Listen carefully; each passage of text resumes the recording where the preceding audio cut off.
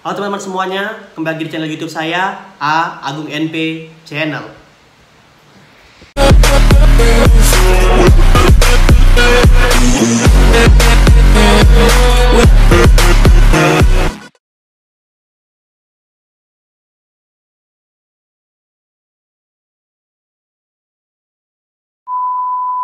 Oke teman-teman semuanya, kembali lagi di channel YouTube saya, Agung NP Channel. Saya pastikan dulu sebelum kalian menonton video saya sampai habis, kalian jangan lupa klik tombol subscribe yang di bawah ini, jangan lupa klik tombol like-nya, di-share serta di komen. Oh ya, saya pastikan dulu sebelum kalian nonton video saya, jangan sampai nonton videonya di skip-skip. Karena kalau kalian nonton videonya di skip-skip, kalian tidak akan paham. Maka daripada itu nonton dari awal sampai habis. The next day. Oke teman-teman sekalian, di video kali ini saya akan membahas mengenai tentang email lagi. Kalau kemarin sudah saya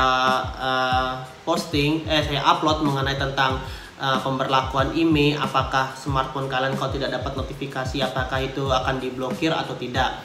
Nah, di video kali ini saya akan membahas apakah smartphone black market itu akan diblokir atau tidak.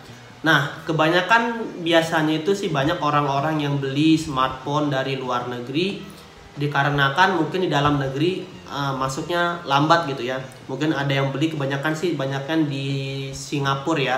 Mereka datang ke Singapura, teman-temannya nitip buat beli smartphone tersebut, dan akhirnya ya itulah jadi barangnya kayak barang luar negeri, jadi tidak resmi di Indonesia gitu. Jadi tidak melewati beberapa tahapan pajak begitu ya.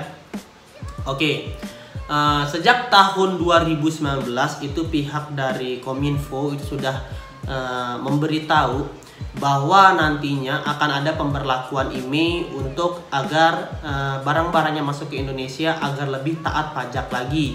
Jadi tidak ada barang-barang selundupan yang bahkan merugikan negara hingga ratusan bahkan miliaran rupiah begitu.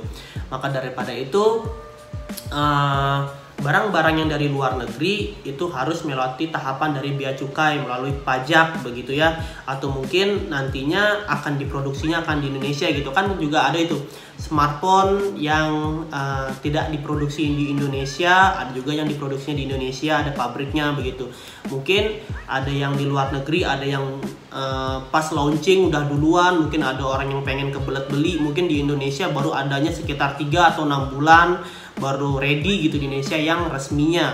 Maka daripada itu banyak sekali orang-orang yang membeli smartphone dari luar negeri yang tidak memasuki pajak. Nah, Kominfo itu udah memberlakukan tentang IMEI begitu ya. Jadi apakah smartphone yang dari luar negeri, saya ini tidak bilang black market sih, bukan black market kayak dari luar negeri ya, black market mungkin bisa juga karena memang kan tidak melalui tahapan-tahapan pajak begitu ya, tidak resmi di Indonesia gitu.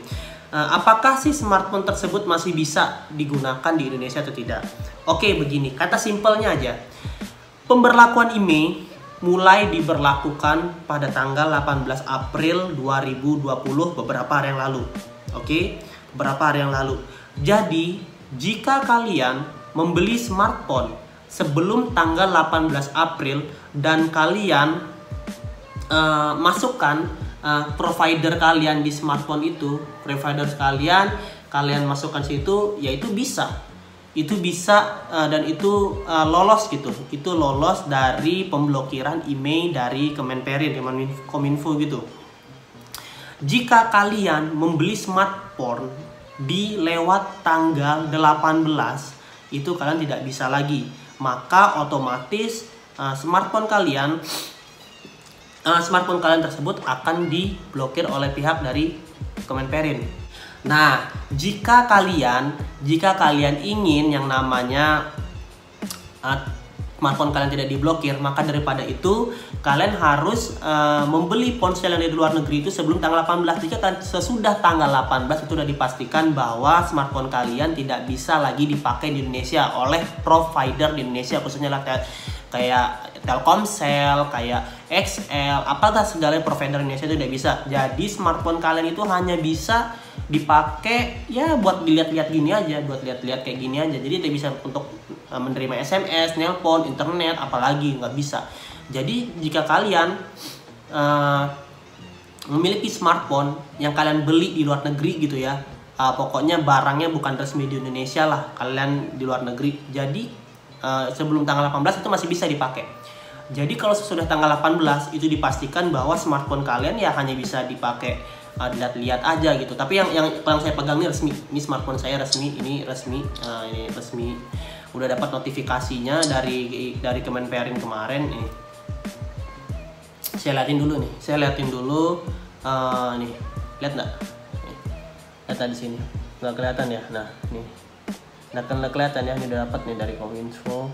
Nah, ini yang tandanya berarti email di handphone saya ini sudah resmi terdaftar. Jadi smartphone saya ini sudah bisa digunakan buat ya bertahun-tahun ke depan gitu, seumur hidup gitu, udah bisa.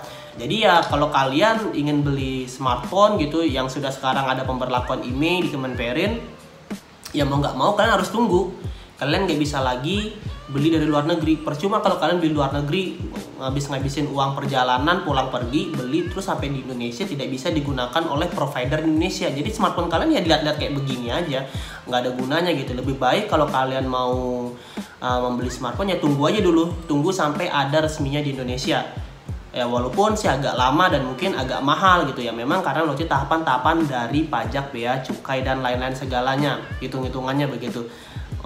Ya mau nggak mau resiko, supaya kita juga sebagai warga Indonesia ya juga taat pajak gitu, tidak melewati tidak menggunakan barang-barang selundupan gitu ya. Kita harus cinta juga pada Indonesia, karena dari pajak tersebut juga bisa membangun Indonesia agar lebih baik lagi.